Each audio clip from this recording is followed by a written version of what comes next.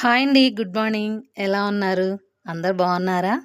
నేనైతే చాలా బాగున్నానండి. మీరు కూడా బాగుండాలని కోరుకుంటున్నాను. ఈరోజైతే నా ఫుల్ డే వ్లాగ్ అయితే చూపించాలనుకుంటున్నాను.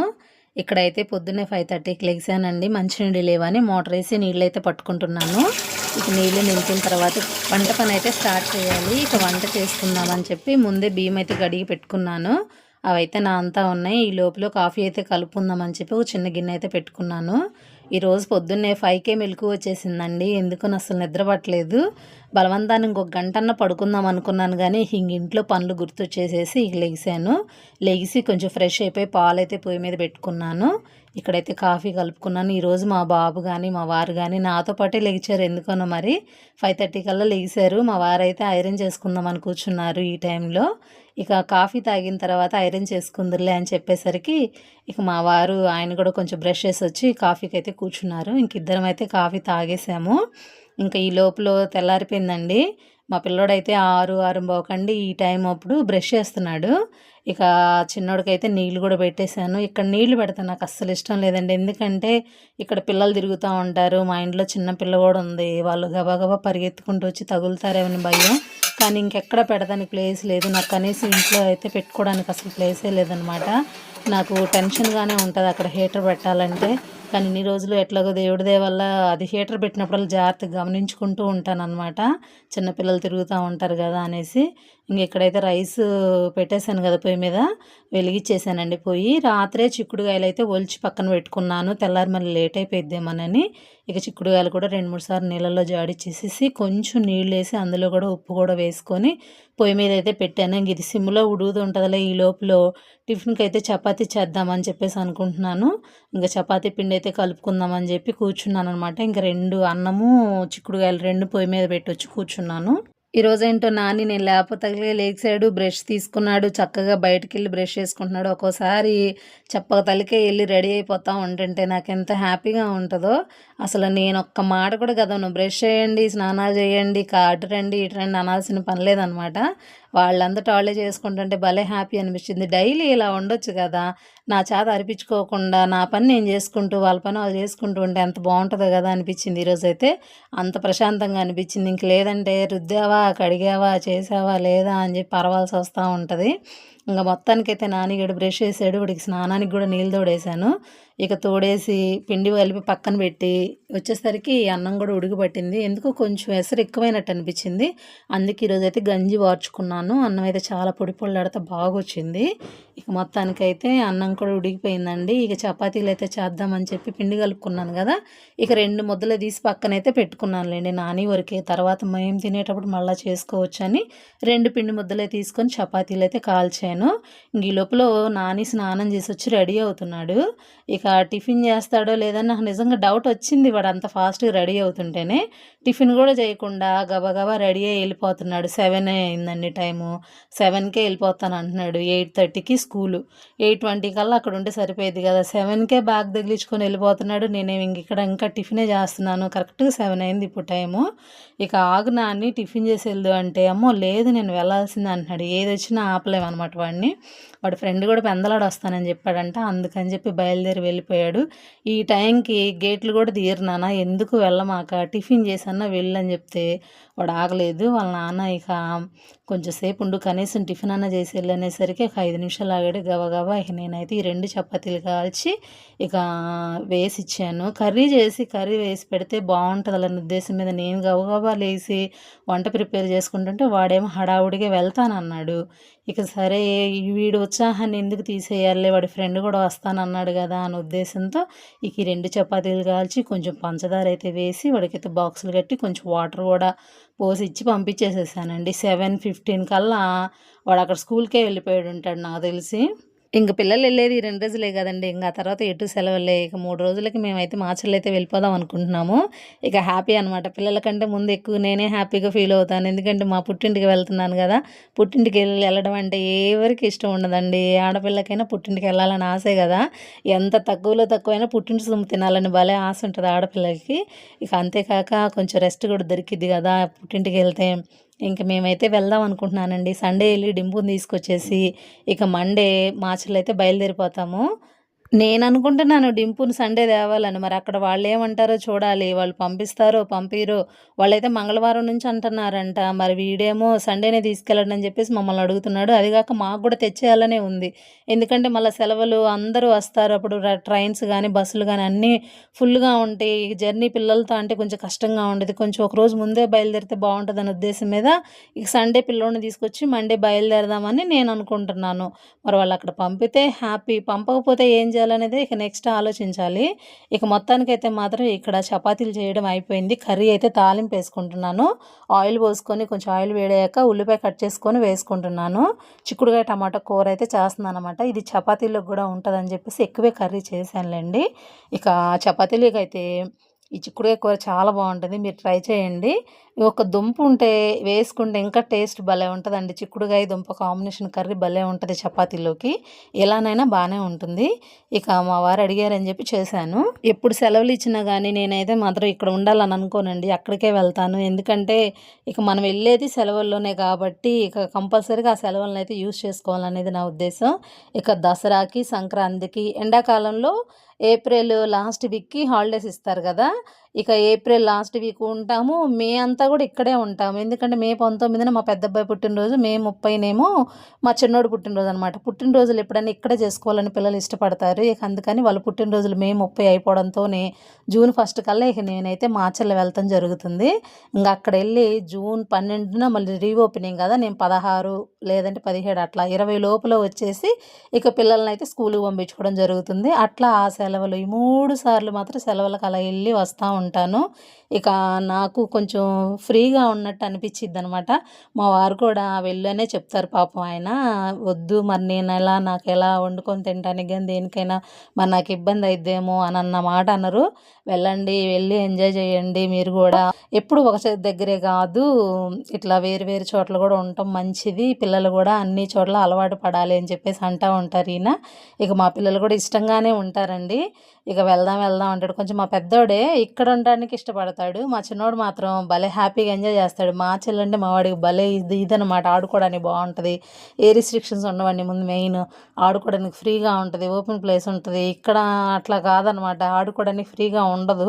ఇక ఏ బాల్ పడినా, బ్యాట్ పడినా ఫీల్ అయిపోతా ఉంటారనమాట. ఇక అక్కడైతే అలా కాదు కదా! ఇక ఎక్కువ ప్లేస్ ఉంటది. ఓపెన్ ప్లేసు ఆడుకోవడానికి గాని, దేనికైనా గాని చాలా బావుంటదనమాట. అందుకే వాడు సెలవులొచ్చిందంటే ఖచ్చితంగా ఒక బ్యాటు, బాలు లేదంటే టెన్నికాయిట్లు అన్నీ తీసుకొని ఎళ్తాడు. ఇంక అక్కడ వాడి ఇష్టం వచ్చినన్ని రోజులు ఎండలోనైనా సరే ప్రశాంతంగా ఆడుకుంటాడనమాట. నేను గూడా దానికోసమే పిల్లలనైతే తీసుకెళ్తానికి, ఉండడానికి ఇష్టపడతాను. అంత బావుంటుంది. అయినా పుట్టింట్లో సెలవులొచ్చినప్పుడు ఉండటం అనేది ఆ ఎంజాయే వేరండి ఎలాగైనా. మా ఇంటి ముందైతే స్కూల్ ఉంటదనమాట. స్కూల్ ముందు చాలా ఖాళీ ప్లేస్ ఉంటది. ఆ ఖాళీ ప్లేస్‌లోనే పిల్లలైతే ఆడుకుంటా ఉంటారు. ఇక వాళ్ళెళ్ళిన అరగంటకి నేను గూడా వాళ్ళ ఎనకమాలే ఎళ్లి వాళ్ళని ఆడుకున్నంత సేపు అక్కడే కూర్చొని చూస్తా ఉంటాననమాట. అట్లా ఎంజాయ్ చేస్తారు మా పిల్లలు. ఇంక అక్కడికెళ్ళిన తర్వాత కొంతమందయితే ఫ్రెండ్స్ ఉన్నారు మా పిల్లలకి. ఇక మా పిల్లలు ఎళ్ళడంతోని అస్సలు విడిచిపెట్టరనమాట. నాని, డింపు వచ్చారని జెప్పి ఇక పిల్లలతోనే ఉండి భలే ఆడుకుంటారు. ఉన్నన్ని రోజులు మా పిల్లలనైతే అక్కడ మా ఇంటి దగ్గర పిల్లలు, చిన్న పిల్లలు బాగా అసలు ఇది జేస్తారనమాట. చక్కగా చూసుకుంటారు. వాళ్ళకి దగ్గర ఉన్నయన్నీ వీళ్ళకిచ్చి ఆడుకొనిస్తారు. ఇక పిల్లలు ఆడుకోవడానికి వెళ్తే నేను ఎనకమాలెళ్ళాననుకోండి, "ఎందుకమ్మా నువ్విక్కడికొచ్చావు? ఎళ్లి ఇంట్లో ఉండొచ్చుగా" అంటారు. కానీ నాకసలు వాళ్ళని వదిలిపెట్టి నేనుండను. నాకంత భయం.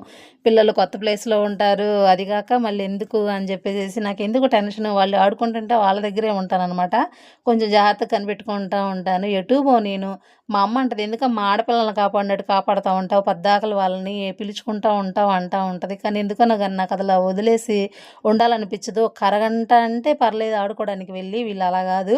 అసలు టైమే మర్చిపోతారనమాట. ఇంక అట్లాంటి టైంలో నాకనిపిచ్చిద్ది ఎందుకు ఇంతసేపు ఉంటారు? నాకైతే కంటికి కనపడకపోతే భలే బాధనమాట. ఇంక అందుకే పిల్లల్ని మాత్రం ఒక అరగంట లోపేననమాట ఏ ఆటైనా. ఇంక లేదంటే వాళ్ళని ఇంటికి పిలవడం అన్నా జరుగుతుంది. లేదంటే వాళ్ళ దగ్గరికి నేనన్నా వెళ్ళి ఇక కూర్చోవడం జరుగుతుంది. అలా ఉంటది. అమ్మోళ్ళ ఇంటి దగ్గర ఉన్నప్పుడు మాత్రం అలా అనిపిచ్చేది. ఎందుకనో మరి మా వారు లేరనో, మరి మేము ముగ్గురమే ఉన్నామన్న ఫీలింగ్‌లో ఉంటానో ఏమో తెలీదు గానీ, కొంచెం జాగ్రత్తగా కేర్ తీసుకుంటాను పిల్లల్ని. అదే తెనాల్లో ఉంటే అలా ఏమనిపించదు. చాలా ఫ్రీగానే అనిపిచ్చిద్ది. వాళ్ళు ఎంతసేపు ఆడుకున్నా, పల్లవి గడెన్స్‌కెళ్ళి ఆడుకున్నా, ఏది గూడా అనిపిచ్చదు. మరి అందరూ మా వాళ్ళే అన్న ఫీలింగ్ మీద ఉంటానో ఏంటో తెలీదు. ఇంక మా నాన్నని గూడా విసిగిస్తా ఉంటా. "నాన్న వెళ్ళు పిల్లలెళ్ళారు ఆడుకోవడానికి. వాళ్ళతో పాటు నువ్వు గూడా ఉండు" అని జెప్తా ఉంటాను. పాపం మా నాన్న చెప్పడంతోనే ఇంక పిల్లల ఎనకమాలే ఎళ్లి కూర్చొని చూస్తా ఉంటాడు అనమాట పిల్లల్ని అంత జాగ్రత్తగా చూసుకుంటాడు. ఇక్కడైతే నాకు ఇంట్లో పని అంతా అయిపోయిందండి. పిల్లోడు స్కూల్కి వెళ్ళాడు, మా వారేమో షాప్కి కూడా వెళ్ళిపోయారు. బాక్సులు కూడా కట్టేశాను ఇద్దరికి. ఈ రోజు మార్నింగ్ అయితే నేను టిఫిన్ ఏం చేయలేదులేండి, ఇంకా పని అయ్యేసరికి 11:30 అట్లా అయిపోయింది. ఇక అందుకని చెప్పి ఒకేసారి లంచ్ చేయొచ్చు అన్న ఉద్దేశంతో ఇక నేను కూడా ఇక ఫ్రెష్ అయిపోయి ఒకటి ఆ ప్రాంతంలో నేనైతే అన్నం అయితే తిన్నాను. చిక్కుడుకాయ టమాటా కూర అయితే తినలేదులేండి, అది కొంచెం ఉంది. సాయంత్రం నానికి 5 తింటాడని ఆ కర్రీ అయితే అగట్లాగే ఉంచేసి నేను మొన్న నైట్ చేసిన కాకరకాయ కారం ఉంది కదా, ఇంకా అదైతే వేసుకొని తిన్నాను. వేడి వేడి అన్నంలో అలా తింటే భలే అనిపించింది. టేస్ట్ అయితే చాలా బాగుందండి కాకరకాయ కారం. మొన్నటి వ్లాగ్లో చేసి చూపించాను కదా కాకరకాయ కారం, ఆ రోజు నుంచి ఇప్పటి వరకు 2 రోజులు అవుతుంది ఈ కారం చేసి, ఒక్కళ్ళు వేలు పెట్టలేదు.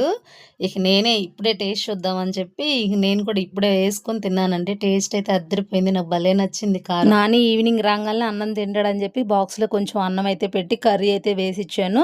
వాడికి స్నానానికి బట్టలు కూడా ఒక బ్యాగులోనైతే పెట్టి బయట అయితే పెట్టేశాను అనమాట. ఇక వాడు రావడంతో ముందు ఆకలితో వస్తాడు, టిఫిన్ ఏదైనా చేయన్నా కానీ చేయడు, అన్నమే తింటాడు వాడు.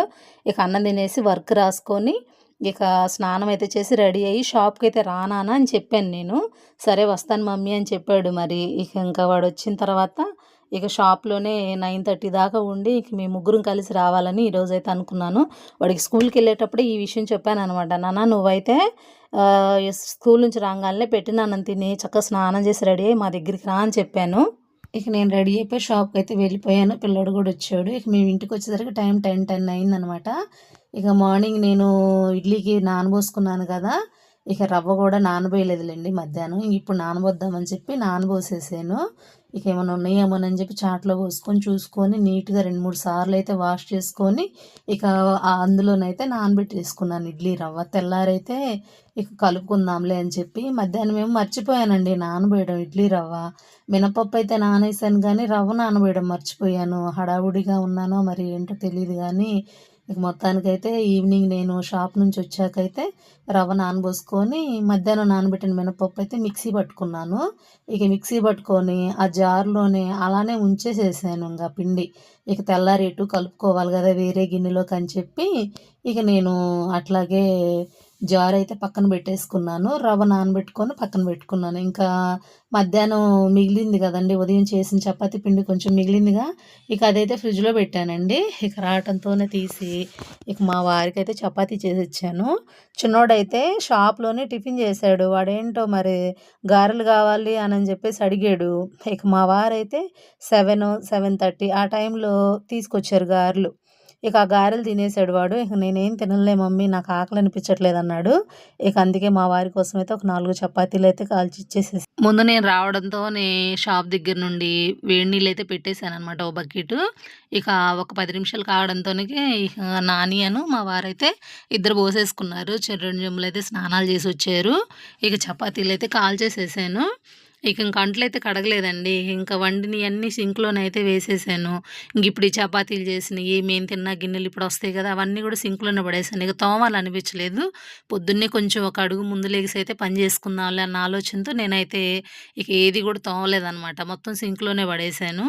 ఎందుకంటే రావడంతోనే వాడికి నీళ్లు పెట్టి మరి ఇడ్లీ రవ్వ నానబోసుకొని మిక్సీ పట్టుకున్నానా మినపగుళ్ళు. ఇక మళ్ళీ మా వారికి చపాతీలు కాల్చానా. ఇంక ఈ లోపలే మళ్ళీ 10:11 అట్లా అయింది. మళ్ళీ అంట్లు కడిగేసరికి టైం బాగా దాటిపోతుంది అన్న ఉద్దేశం మీద ఇంక తిన్నాయన్నీ కూడా ఇంక అంతే సింక్లో పడేసాను. కొద్దిగా 10:30 అట్లా అయినా కానీ కడిగేదాన్నే.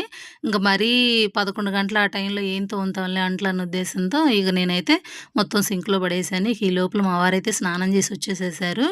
మా వారికి అయితే టిఫిన్ పెట్టాను. పొద్దున నేను చిక్కుడుకాయ కూరతో పాటు పచ్చిమిరపకాయలను పల్లీలేసి పచ్చడి అయితే చేశానండి. ఇంకా ఆ పచ్చడి కూడా ఉంది కొంచెం. ఇక ఈ చపాతీలను ఆ పచ్చడి వేసి పెట్టాననమాట.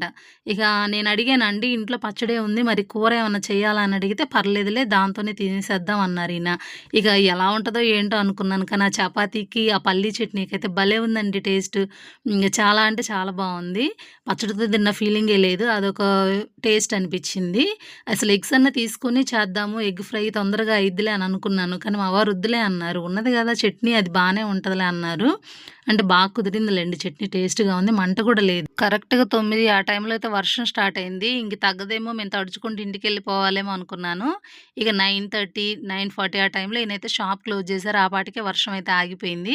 ఇక మేమైతే తడవకుండానే వచ్చామండి హ్యాపీగా. లేదంటే ముగ్గురం తడిచిపోయేవాళ్ళం. అది గాక పిల్లోడు స్కూల్ బ్యాగ్ కూడా ఉంది. వాడు హోంవర్క్ చేద్దామని బ్యాగ్ తెచ్చుకున్నాడు అక్కడికి షాప్ దగ్గరికి. ఇక వర్క్ అయితే చేసుకొని ఇంక మాతో పాటే కూర్చున్నాడు వాడు గూడా. ఇంకా కాసేపు ఫోన్ చూసాడు, ఆడాడు. మాతో అదన్నాడు, ఇదన్నాడు చాలా మాటలు చెప్తాడండి మా చిన్నోడైతే.